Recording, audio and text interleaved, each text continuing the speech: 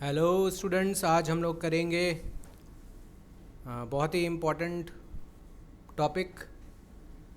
Last day हमने सीखा था मॉडर्न रूल, गोल्डन रूल भी हम सीख चुके हैं। तो आज से समझ लीजिए कि हम लोग बेटा प्रैक्टिकल्स को स्टार्ट करने वाले हैं। ठीक है, आज से प्रैक्टिकल समझो स्टार्ट होगा। तो क्या सीखना है बेटा?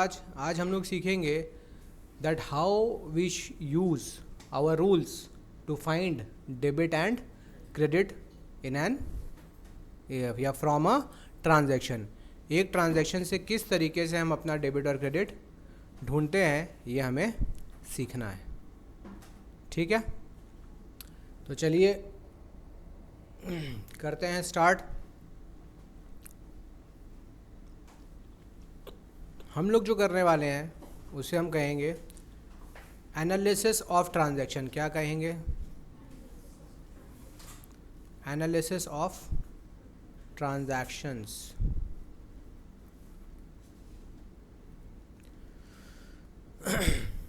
तो बच्चों, हम लोग ये सीख चुके हैं बेटा कि how to find debit and credit के लिए हमने आपको कुछ रूल बताया था। How to find debit and credit from a transaction. इसके लिए हमने कुछ स्टेप बताया था। स्टेप नंबर 1 में मैंने क्या बताया था? Find at least. Very good. कम से कम बेटा आपको कितने एस्पेक्ट ढूंढना होगा? 2 एस्पेक्ट ढूंढना होगा।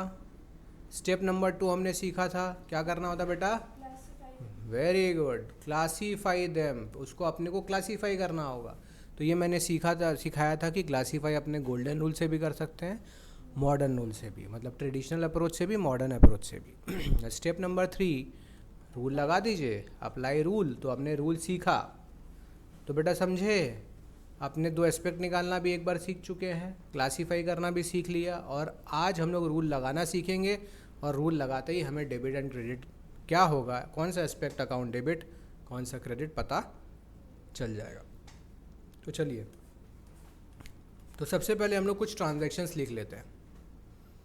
तो ट्रांजैक्शन नंबर 1 हम करेंगे स्टार्टेड बिजनेस विथ कैश।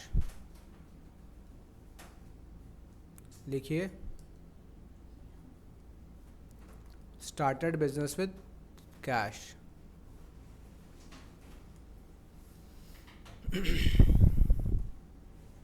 तो बेटा कैश से जब हम बिज़नेस स्टार्ट करते हैं तो हमारे पास क्या है? ये 1 लाख रुपीज़ सपोज हमने स्टार्ट किया। दूसरा ट्रांजैक्शन हम लिख रहे हैं purchase goods for cash. Purchased goods for cash,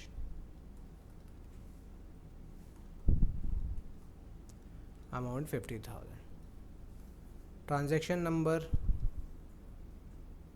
paid salary rupees 5,000 and rent rupees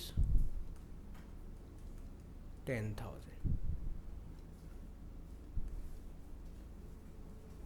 Then write down sold goods for cash. Sold goods for cash and the amount is rupees 30,000.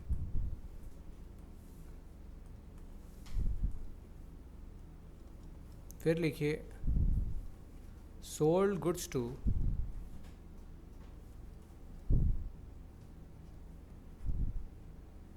Nancy rupees 40,000.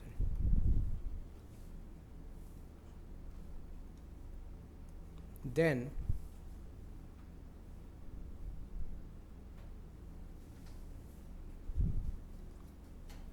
purchased a furniture for rupees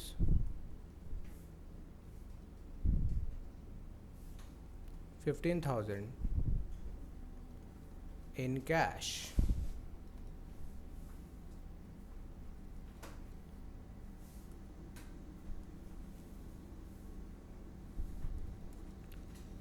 फिर लिखिए purchased goods from Kriti rupees 10,000.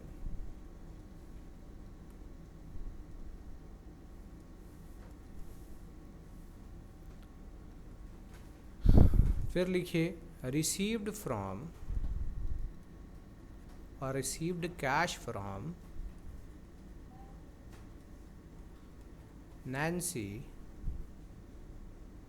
rupees 39,500 in full settlement. In full settlement.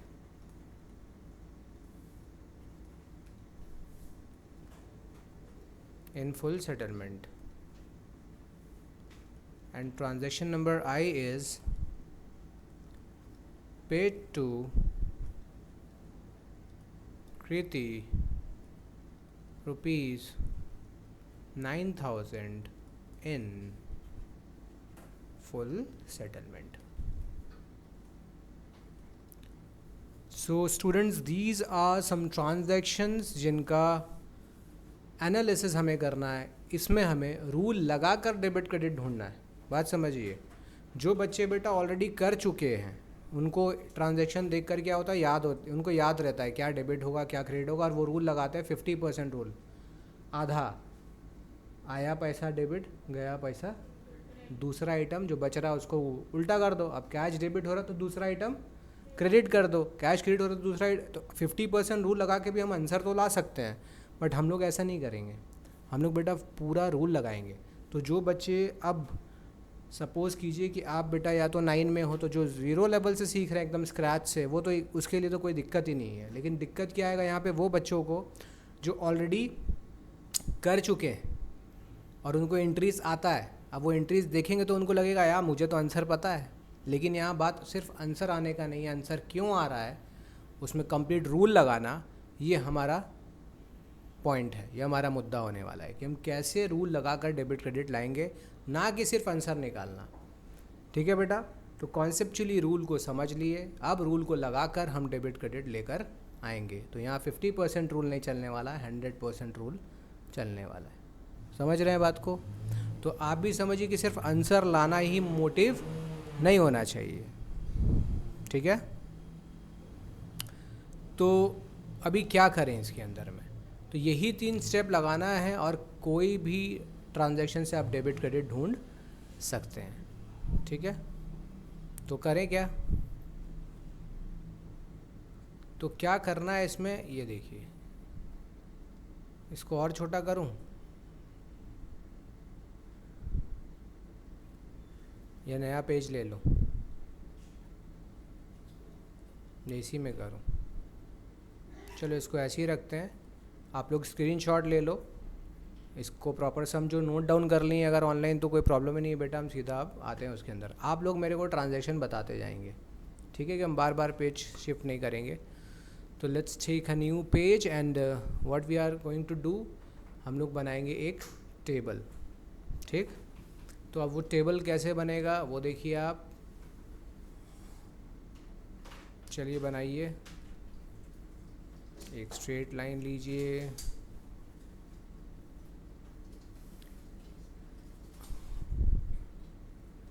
पहला बेटा जो column आप बनाएंगे वो होगा aspect का. किसका होगा, एस्पेक्ट. मतलब कौन कौन सा 2 या 2 से जो ज़्यादा अकाउंट अगर आ रहा है तो लिखना होगा. दूसरा अपने उसको क्लासीफाई करेंगे तो लिखेंगे कौन सा वो अकाउंट है. तीसरे में अपन लगाएंगे रूल या रीज़न. चौथा कॉलम होगा हमारा डेबिट और क्रेडिट का, और यहीं से बेटा हम लोग जर्नल एंट्री पास करना भी सीख लेंगे. तो लिखिए एस्पेक्ट, यहाँ लिखिए अकाउंट, यहाँ लिखिए rule reason,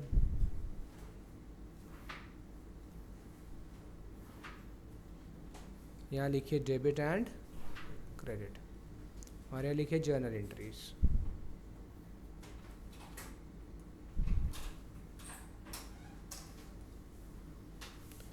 we can say this is drill table. क्या कह सकते हैं इसको, ड्रिल टेबल भी कह सकते हैं आप. और नहीं तो क्या इसके बदले लिख सकते हैं statement showing, table showing analysis of transactions. ठीक है,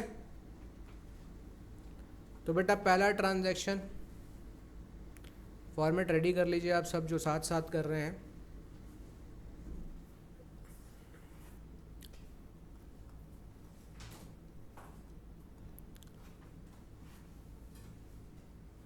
तो column number 1 is aspect, column number 2 is account, third column is rule reason, fourth is debit होगा क्या क्रेडिट, क्या डेबिट क्या credit, and fifth journal entry.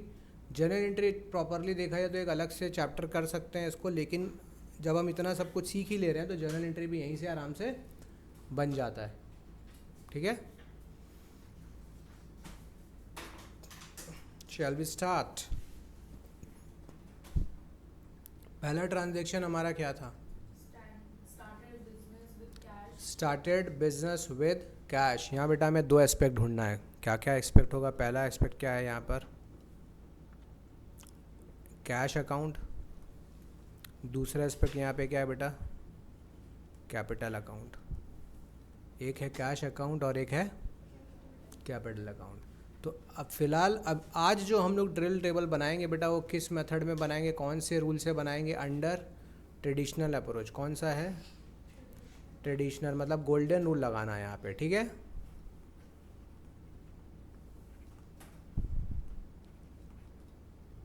आज गोल्डन से करना है हमें।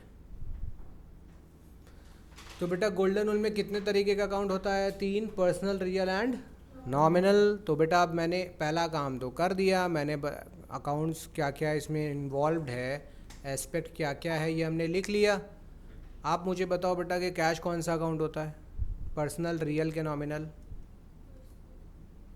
Cash is real account, capital is personal account. तो बेटा जो क्लासिफिकेशन वाला क्लास है वो आप अच्छे से करो तो आप इसको कर पाओगे कि ये रियल है और ये पर्सनल है। क्यों है ये मैंने बताया था, मैंने बताया है कि कैपिटल ओनर से रिलेटेड है इसीलिए बना पर्सनल अकाउंट, कैश हमारे लिए एसेट है इसीलिए बना real account. Now real account में बेटा रूल क्या होता है? Debit what comes in, credit what. अब ये काम का चीज़ है, बहुत लोग इसको याद करके भूल गया। अब बहुत लोग सिर्फ और सिर्फ यही रूल लगा रहा है, बोल रहा है अकाउंट्स का मतलब जो आया डेबिट, जो गया बस अकाउंट्स यहीं ख़त्म होगा। नहीं भाई, ऐसा नहीं होता है, ये सिर्फ और सिर्फ रियल अकाउंट में यूज़ होगा। तो क्या करना है हमें? हमें लगाना है प्रॉपर पूरा रूल। तो कैश अकाउंट क्योंकि रियल अकाउंट है इसमें रूल लगेगा कम्स इन और, तो आपको ट्रांजैक्शन पढ़ के ये समझना होगा कि कैश बिजनेस में आ रहा है कि जा रहा है। ज़रा बताइए पढ़ के, जब भी बिजनेस स्टार्ट होगा कैश से तो कैश बिजनेस में आएगा कि जाएगा? हमें किसके पॉइंट ऑफ व्यू से सोचना है? Entity concept. देख रहे हो कैसे काम लग रहा है? अगर एंटिटी कॉन्सेप्ट छोड़ के चलोगे तो फिर तो ओनर के नज़र से देखने लगोगे तो आप बोलेंगे जा रहा है, जा नहीं रहा है बिजनेस में पैसा। तो think from the point of view of business. आ रहा है, आ रहा है को यहाँ पे क्या लिखूँ मैं रीज़न में? कम्स। तो बेटा जो भी आ रहा है उसको क्या करना चाहिए अपने को? जो कम्स इन होता है वो क्या होता है रूल के हिसाब से? डेबिट व्हाट कम्स इन, हो गया ना डेबिट। पर्सनल अकाउंट का रूल क्या होता है? Debit the receiver, credit the. तो बताइए, तो जो ओनर है वो रिसीवर है कि गिवर है? वो पैसा दे रहा है ना, तो वो क्या होगा? गिवर क्या होता है? तो इससे हमें ये पता लग गया क्या डेबिट होगा क्या क्रेडिट होगा। कैश क्या होगा बेटा? डेबिट। कैपिटल क्या होगा? समझ रहे हो? और यहीं से हम एक एंट्री बनाएंगे जिसमें हम जो डेबिट वाला पार्ट होता है उसको cash account dot dot dot, यहाँ थोड़ा दूर पे लिखने वाले हैं डेबिट और थोड़ा सा स्पेस यहाँ लिखने वाले हैं टू कैपिटल अकाउंट। तो कैपिटल अकाउंट में क्रेडिट नहीं लिखते, जो टू लग रहा है वही क्रेडिट इंडिकेट कर रहा है। तो इसको कैसे बोलेंगे? Cash account debit to capital account, यही है इसका जर्नल। तो बुक्स में जब हम रिकॉर्ड करेंगे एंट्री तो सीधा क्या रिकॉर्ड करेंगे? ये जर्नल रिकॉर्ड करेंगे। लेकिन ये जर्नल के पीछे इतना बड़ा कहानी है, समझ रहे हो? ट्रांजैक्शन का बेटा पूरा चीर फाड़ कर दिए हैं, पोस्टमार्टम कर दिए हैं, तब हमको समझ में आया अच्छा इसीलिए होता है ये डेबिट और क्रेडिट। तो जब भी कोई क्वेश्चन पूछे कि क्यों ये डेबिट हो रहा है क्रेडिट हो रहा है, तो इसका मतलब आपसे पूछा जा रहा है कि आप कोई रूल लगाकर हमें बताएं कि क्यों एक सर्टेन चीज़ डेबिट हुआ और क्यों दूसरा चीज़ क्रेडिट हुआ। क्यों का आंसर यहाँ छुपा है रूल्स में, रीजंस में। समझ में आया? अमाउंट जो भी होगा आप दोनों तरफ लिख देंगे, मैं बता देता हूँ दोनों तरफ आप कैसे लिखते हो। आपका फॉर्मेट प्रोफॉर्मा जब प्रॉपर बनाएंगे तो मैं बता दूंगा। यहाँ पे एक लाइन रहेगा, कॉलम रहेगा ऐसे ऐसे, ठीक। डेबिट के सामने भी लिख देंगे 1,00,000, कैपिटल के सामने क्रेडिट साइड में भी लिख देंगे 1,00,000, ऊपर हेडिंग लिख देंगे डेबिट और यहाँ लिख देंगे। तो ये अभी हम लोग आराम से करेंगे, टेंशन नहीं है। ये कैसे बनाते हैं उसका टेंशन मत लो, एंट्री कैसे पास कर रहे हैं देख लो, अमाउंट तो लिखना सीख लेंगे, ठीक है। अब यहाँ पे कौन सा, यहाँ पे एक डेबिट और एक क्रेडिट हो रहा है, कौन सा नियम यहाँ पे अप्लाई हो रहा है? Double entry system, dual aspect concept. एक चीज़ डेबिट होगा तो दूसरा को क्रेडिट होना ही पड़ेगा। Debit must be equal to credit because assets and asset must be equal to liability plus capital. Asset का नेचर डेबिट होता है, मॉडर्न में सीखा है। लायबिलिटी और कैपिटल का नेचर क्रेडिट होता है। Debit must be equal to credit. चलिए नेक्स्ट ट्रांजैक्शन ज़रा बोलिए तो। Purchase goods for cash, goods खरीद रहे हैं तो एक कौन सा अकाउंट आना है यहाँ पे? Purchases account. और दूसरा कौन सा अकाउंट आएगा? Cash account. कैश में खरीदे तो कैश आएगा। अब यहाँ पे क्या होगा? परचेज कौन सा अकाउंट है बेटा? परचेज खर्च होता है ना, तो खर्चा और रेवेन्यू सब कौन सा अकाउंट होता है? कैश रियल होता है। तो बेटा जो बच्चे लोग रूल याद नहीं किए हैं वो फिर यहाँ आ रहे हैं तो वो सीख रहे हैं लेकिन कर नहीं पाएंगे क्योंकि वो रूल याद नहीं है, लगा नहीं पाएंगे। तो रूल वूल पढ़ के आओ, अकाउंट कौन सा है क्लासिफिकेशन करके आओ। बिना क्लासिफिकेशन बिना रूल के एनालिसिस और जर्नल नहीं होने वाला, ठीक है। तो परचेज अकाउंट नॉमिनल अकाउंट है। नॉमिनल अकाउंट का रूल क्या था? Debit all expenses and losses, credit all incomes and. Purchase क्या होता है? एक्सपेंस होता है कि इनकम होता है? बिजनेस परचेज कर रहा तो बिजनेस का क्या होता है? एक्सपेंस होता है। तो यहाँ पे क्या लिखेंगे हम? एक्सपेंस लिख देंगे।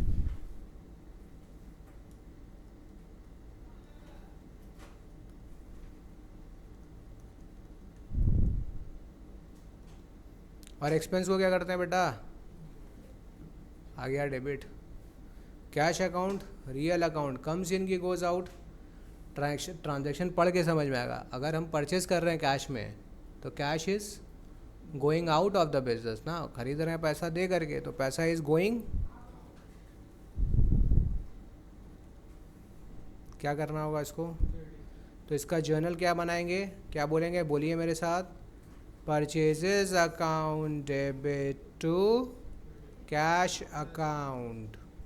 बस समझ गए?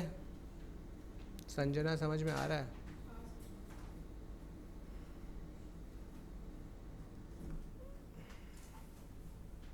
तो इस तरीके से आराम आराम से क्या करना है अपने को सीखना है।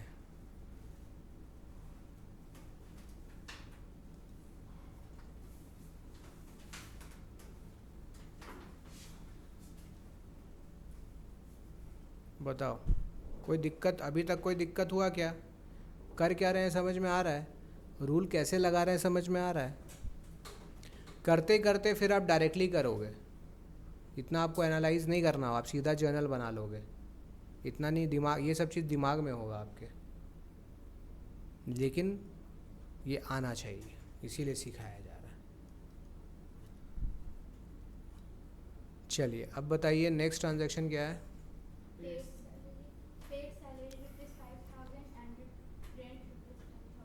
सैलरी भी दे रहे हैं, रेंट भी दे रहे हैं और दोनों कैश में दे रहे हैं। तो यहाँ पे कितना ट्रांजैक्शन आएगा बेटा? 3। कौन कौन सा आएगा? कौन कितना एस्पेक्ट है? 3। एक है salary,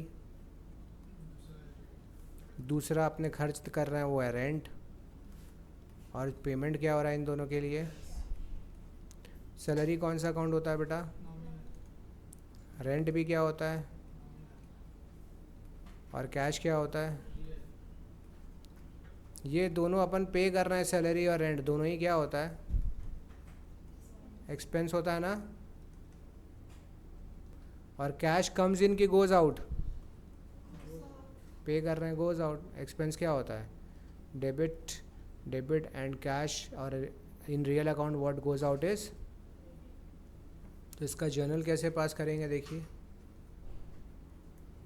salary account debit, rent account debit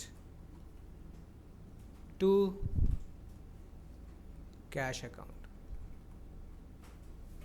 ठीक है, देख रहे स्पीड बढ़ रहा है। अब आपका भी बढ़ना चाहिए स्पीड। तो एक एनालिसिस में तो आपका नहीं बढ़ेगा, आपको कम से कम 2-5 एनालिसिस 2-5 सम्स करेंगे जब आप ऐसा 10-10 ट्रांजैक्शन का से 50 ट्रांजैक्शंस को अगर आप एनालाइज कर लेंगे तो आपका अच्छा स्पीड बढ़ जाएगा। ठीक है,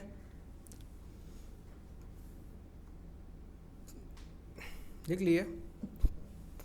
आप खुद से भी कीजिए, सब देख के थोड़ी लिखना होता है, आपको भी तो आता ही है, तो आप थोड़ा खुद का भी दिमाग लगाएं। सैलरी कितने का है बाबू? सैलरी कितने का है? 5,000। देखो अमाउंट अगर इसका लिखते तो सैलरी 5 यहाँ लिखते। रेंट कितने का है? 10,000। रेंट 10,000 का है, तो टोटल मिलाकर कैश कितना गया बेटा? 10,000। तो देखो अमाउंट ऐसे लिखते, चीज़ समझे। 5 गया 10 गया, कुल मिला के पैसा कितना गया? 15। तो कैश के सामने जोड़ के टोटल आएगा। ठीक है, जर्नल में हम समझा देंगे, यहाँ आपको हम हिंट देते जा रहे हैं कि वहाँ आपको इतना दिक्कत नहीं होगा। फिर मेन होता है ये एंट्री ढूंढना कि भाई ये कैसे आएगा। तो इसमें देखो लग रहा है ना रूल। ठीक है, कैसा लगा यहाँ तक सम्स बताओ मेरे को। इजी है ना? बस इतना इजी है तो फिर अब सभी इजी लगेगा आपको, अब कुछ नहीं है इसमें, यही प्रोसेस है करने का। नेक्स्ट ट्रांजैक्शन ज़रा बताएंगे। Sold goods for cash, 2 aspect बताओ क्या क्या होना चाहिए। एक तो सेल कर रहे हैं और एक कैश आएगा। सेल्स लिखेंगे प्रेजेंट टेंस में लिख लो, सोल्ड मत लिखो, सेल्स ही लिखो। सेल्स कौन सा अकाउंट होता है? इनकम होता है ना सेल्स। सेल करेंगे तो इनकम होता है ना, तो कौन सा अकाउंट बनेगा? नॉमिनल। कैश कौन सा अकाउंट है? रियल अकाउंट है। तो नॉमिनल में बेटा ये क्या है? एक्सपेंस की इनकम, तो अपने को लिखना चाहिए इनकम। और कैश रियल, सेल कर रहे हैं तो कैश कम्स इन की गोज आउट? Comes in. तो जो कम्स इन होता है वो डेबिट, जो इनकम होता है वो क्रेडिट। तो इसका जर्नल क्या होना चाहिए बेटा, कौन बताएगा इसका journal? What should be the journal entry for this? हाँ, उल्टा नहीं बोलते बेटा, हमेशा डेबिट वाला चीज़ पहले बोलेंगे। चाहे एनालिसिस में कुछ भी आए, एनालिसिस में कोई भी आगे पीछे हो सकता है डेबिट क्रेडिट, लेकिन जर्नल में हमेशा डेबिट ही पहले बोलना है। तो भले ही यहाँ मुझे नीचे दिख रहा है डेबिट, आपका जर्नल एंट्री होगा cash account debit to sales account. क्या बेटा क्लियर हुआ कि नहीं हुआ? ये समझ में आया? किसको टफ लग रहा है अभी बताओ मेरे को। ऐसा कोई जिसे टफ लग रहा है?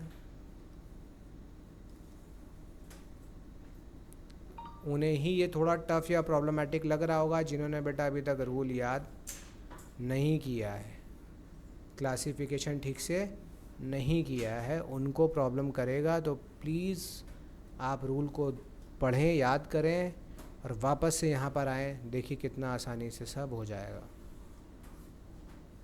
तो नेक्स्ट ट्रांजैक्शन पढ़िए बेटा। सोल्ड गुड्स फॉर कैश, तो यही तो सेल्स वाला ट्रांजैक्शन नहीं था क्या? नैन्सी को बेचे हैं, कितने में बेचे हैं? नैन्सी को बेचे हैं कितने में? 40,000 में बेचे हैं। कि ये तो सेल्स ही हैं और वो भी गुड्स का, तो एक तो सेल्स अकाउंट पक्का बात है। दूसरा कौन सा अकाउंट है? Nancy account. सेल्स कौन सा अकाउंट? लिखिए बेटा नॉमिनल अकाउंट। नैन्सी कौन सा अकाउंट है? पर्सनल अकाउंट है। सेल कर रहे हैं तो बेटा मेरा इनकम है ना, और इनकम क्या होता है? क्रेडिट। नैन्सी पर्सनल अकाउंट है। पर्सनल अकाउंट का रूल है रिसीवर है कि गिवर? क्या नैन्सी? हमने उसको सामान बेचा है, गुड्स बेचा है, तो नैन्सी रिसीव कर रही है कि दे रही है? ले रही है कि दे रही है? तो नैन्सी इज़ रिसीवर ना, और रिसीवर को क्या करना चाहिए? देखिए मेरा बात समझिएगा, जो बच्चे ऑनलाइन देख रहे हैं अगर वो आधा रूल भी लगाते हैं तो काम बन जाएगा ना बेटा। अगर मान लो सेल्स क्रेडिट है तो कॉमन सेंस तो यही बोल रहा है कि नैन्सी क्या होनी चाहिए? डेबिट। अरे एक क्रेडिट होगा तो दूसरा, अगर कोई दो एस्पेक्ट है ना तो नियम ये कह रहा है कि एक डेबिट है तो दूसरा क्रेडिट ही होना चाहिए। अगर तुम एक क्रेडिट पकड़ लिए तो दूसरा क्या होना चाहिए बेटा? डेबिट ही होना चाहिए। लेकिन क्या ये नियम आधा लगाने से चलेगा?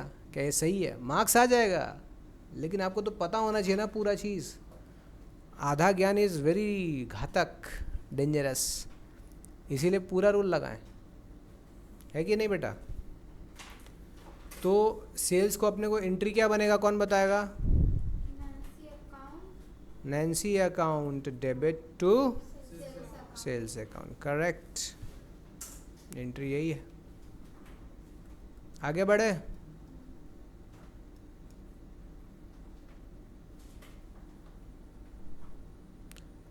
खुद भी करिए, खुद भी करने का कोशिश करें। ऐसा नहीं है मैं करवा रहा हूँ तो आप सिर्फ क्या कर रहे हो, देख के कॉपी कर रहे हो ना। आपके अंदर होना चाहिए कि हम खुद भी कर सकते हैं इसको। तो अगर मैं स्किप कर दे रहा हूँ पेज तो आप खुद से ट्राई कीजिए कि क्या होना चाहिए।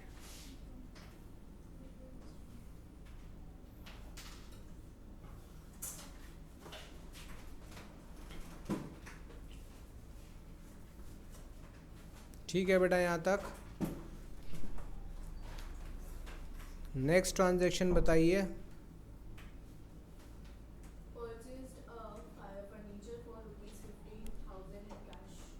परचेज कर रहे हैं फर्नीचर, तो क्या आएगा?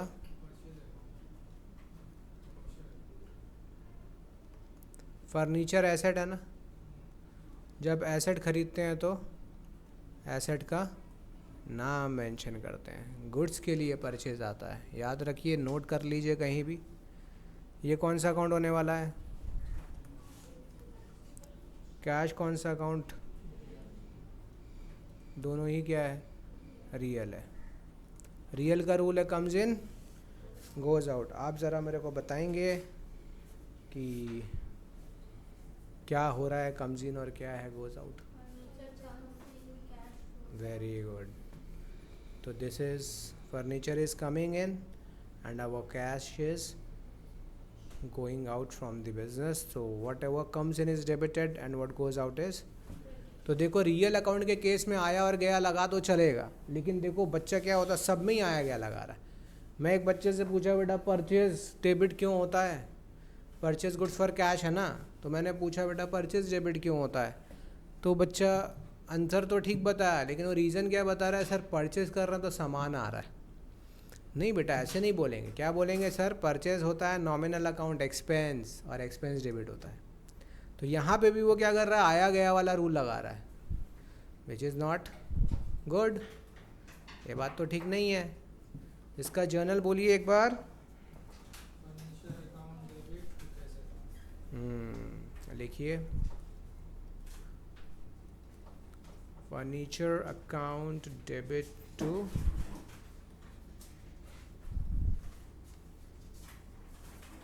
Cash account. ठीक है।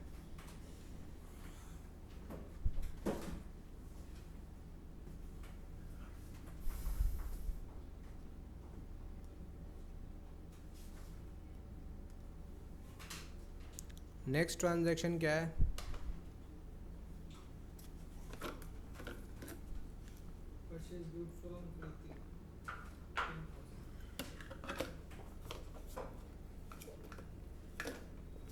Purchase good from Kriti. Purchase goods from Kriti. Goods खरीद रहे हैं तो परचेज अकाउंट ही आना है। कृति से खरीद रहे हैं तो क्योंकि कैश तो नहीं है बेटा, देखना है ये परचेज अकाउंट और कृति अकाउंट। परचेज कौन सा अकाउंट होता है,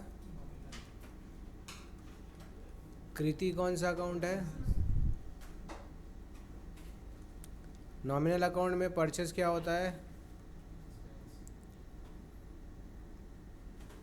कृति रिसीवर है कि गिवर है। हम खरीद रहे हैं तो वो गिवर हुई ना, एक्सपेंस डेबिट होता है और गिवर, तो एंट्री क्या बनेगा, डेबिट टू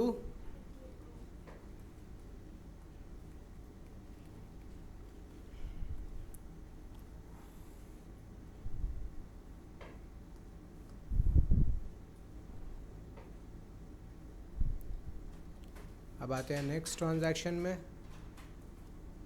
देखिए तो क्या है,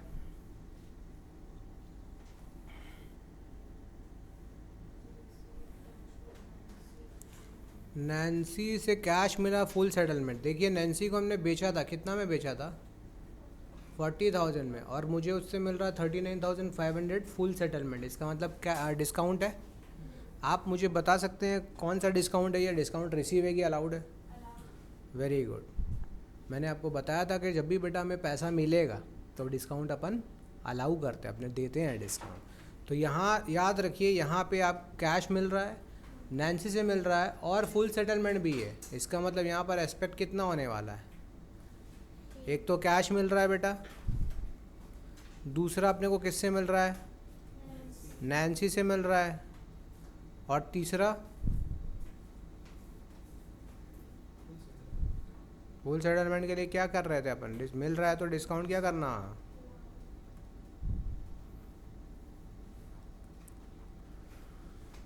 डिस्काउंट अकाउंट है।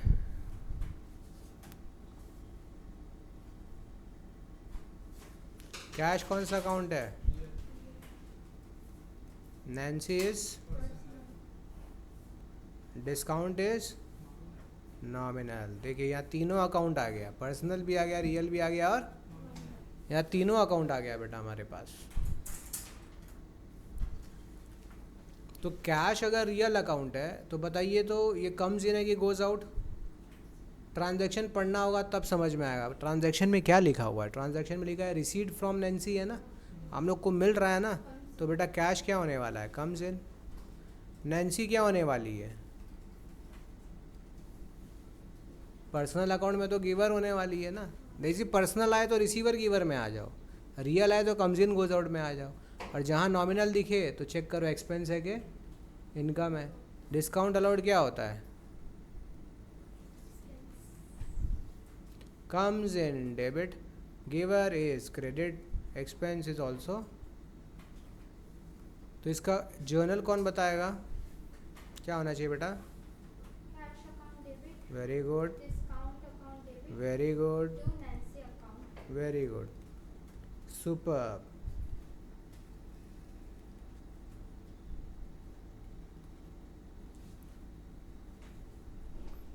बस यही है बेटा, ठीक है। तो जर्नल एंट्रीज जो अभी अपने बना रहे हैं ट्रांजैक्शन से, बड़ा सिंपल सा एंट्री है। फिर हमने कुछ यूनिक ट्रांजैक्शंस भी सीखेंगे, लेकिन उसमें अभी थोड़ा सा समय है, पहले आप अपना बेस स्ट्रॉन्ग कर लो।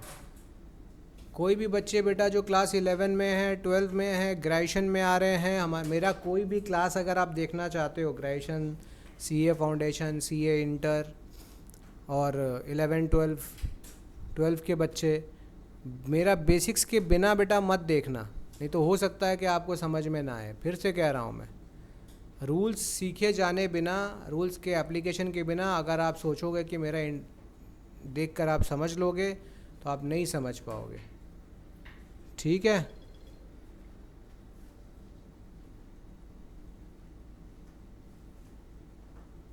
तो बेसिक क्लास जो बेटा ये हो रहा है वो सबको देखना है। मैं बाकी सारे वीडियोस में भी बता दूंगा कि बिना बेसिक्स के कृपया आप मेरा क्लास नहीं समझ पाओगे, आपको लगेगा पता नहीं क्या ही हो रहा है। और जो समझ गया उसको फिर ज़्यादा समझाने की ज़रूरत नहीं पड़ेगी, बच्चा खुद ही सब करने लग जाता है, मुझे सिर्फ उसको थोड़ा सा आइडिया देना होता है। Next transaction, Paid to Kriti ₹9,000 in full settlement. पे कर रहे हैं फुल सेटलमेंट, तो यहाँ भी 3 आएगा। कृति को दे रहे हैं, एक तो कौन अकाउंट, कृति अकाउंट, दूसरा कैश दे रहे हैं, और फुल सेटलमेंट में दे रहे हैं। अगर हम पैसा देते हैं तो क्या होने वाला है, ये कौन सा डिस्काउंट होने वाला है, रिसीव्ड।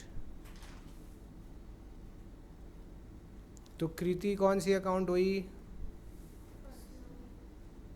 पर्सनल अकाउंट हुई। कैश रियल अकाउंट, डिस्काउंट बेटा नॉमिनल अकाउंट। तो पर्सनल अकाउंट में क्या करना है हमें,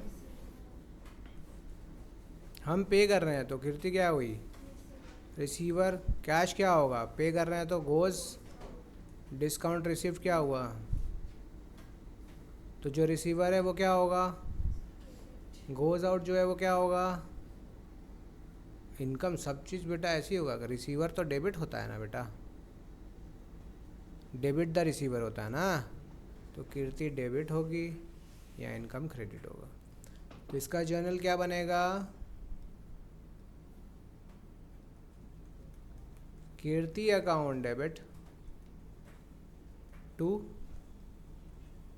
cash account and to discount account. ठीक है,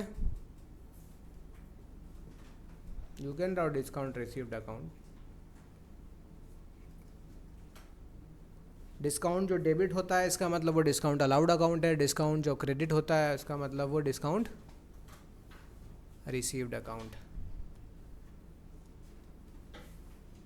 क्लियर हो रहा है ये,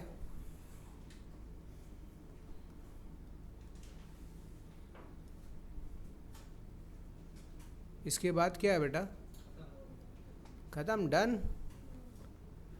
तो आई होप कि हमारे सारे बच्चों को बेटा समझ आया होगा। आज हमने जो ये ट्रांजैक्शंस का एनालिसिस सीखा, करने के बाद लगता है कि ये तो कुछ भी नहीं है, बहुत छोटा सा चीज़ है, लेकिन याद रखिए ये चीज़ जो आप अभी जर्नल एंट्री से पहले कर रहे हो, ये आपको अपने दिमाग में कर लेना है। करते करते आपको एंट्रीज याद हो जाएगा। मैं फिर से कह रहा हूँ, जो बच्चे ऑनलाइन कर रहे हैं बोलेंगे इतना क्यों समझा रहे हैं सर, भाई मैं यही समझा रहा हूँ कि करते करते तो आपको एंट्री याद हो गया, लेकिन आपको रूल लगाना नहीं आया, आप एनालाइज करना नहीं सीख रहे हैं। तो जैसे जैसे आप बड़े क्लास में जाएंगे और चैप्टर्स करेंगे जिसमें एंट्रीज है, यूज़ होता है एंट्रीज़ का, वो बिना एंट्रीज़ के खाली पोस्टिंग सीख लेते हैं, डेबिट में ये लिख दो, क्रेडिट में ये लिख दो, तो जर्नल उनको ठीक से नहीं आ रहा है, 50% रूल लगा के वो सम्स कर रहे हैं, तो ये बात ठीक नहीं है। समझ में आ रहा है हमें क्या सीखना है, हमें कॉन्सेप्चुअली चीज़ों को सीखना है। मैंने ऑनलाइन स्टार्ट ही इसीलिए करवाया कि जो बच्चे बाकी सारे स्टेट्स में रह रहे हैं उन सब को कॉन्सेप्चुअली वो ये चीज़ को सीख पाएँ। ठीक है, तो do share this video with all of your friends.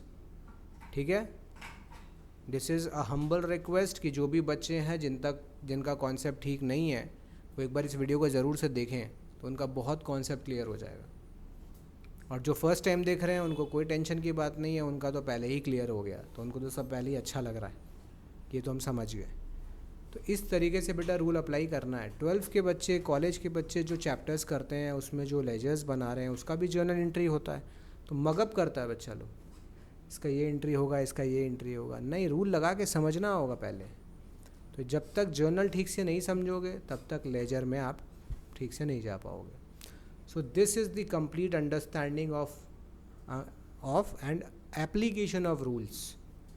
तो हमने कौन सा रूल लगाना सीखा है यहाँ पे, हमने बेटा ये चीज़ों को किससे कवर कर लिया है, गोल्डन रूल से।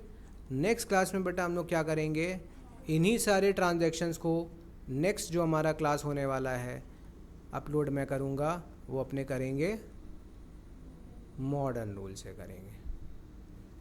ठीक है,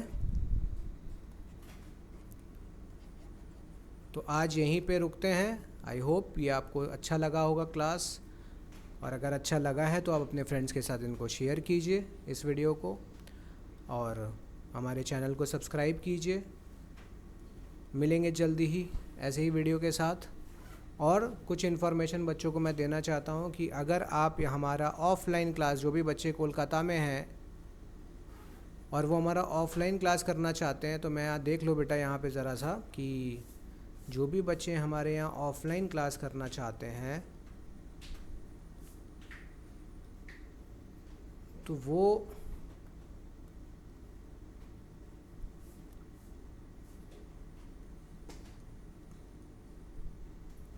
ऑफलाइन क्लास अगर आप करना चाहते हैं कोलकाता में, तो बेटा कोलकाता में हमारा 2 ब्रांचेज़ है। एक है हमारा गिरीश पार्क एरिया में, जो कि हमारा सेंट्रल कोलकाता में है, और दूसरा है हमारा बारानगर एरिया में।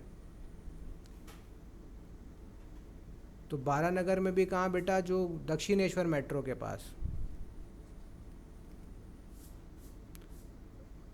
अप्रोचेबल एरिया है, दक्षिणेश्वर मेट्रो के पास श्याम मंदिर है, बस उसी के बगल में 2 मिनट। तो आप आराम से यहाँ पर आ सकते हो। इन दोनों सेंटर में अगर आप आके करना चाहते हो क्लास, तो गिवन नंबर्स पे कांटेक्ट कीजिए। आप यहाँ डायरेक्टली मेरे से कांटेक्ट कर पाएंगे, और हमारे व्हाट्सएप ग्रुप को और चैनल को आप सब्सक्राइब कीजिए। और जो बच्चे ऑनलाइन क्लास करना चाहते हैं, तो बेटा इसके अंदर भी 2 ऑप्शन है। एक है कि यहाँ पर अपन अपलोडेड क्लास, रिकॉर्डेड क्लास में अपलोड कर दूँगा, वो आप ले सकते हो। और दूसरा ऑप्शन है बेटा लाइव क्लास का। तो जो बच्चे लाइव क्लास करना चाहते हैं वो मुझे व्हाट्सएप करें, इसी नंबर पे व्हाट्सएप करें या कॉल करें, वो सारा डिटेल मैं उनको बता दूँगा। ठीक है, तो मिलते हैं इसी तरीके के और वीडियो के साथ जल्दी ही। तब तक के लिए बाय, सी यू, मिलते हैं नेक्स्ट क्लास में।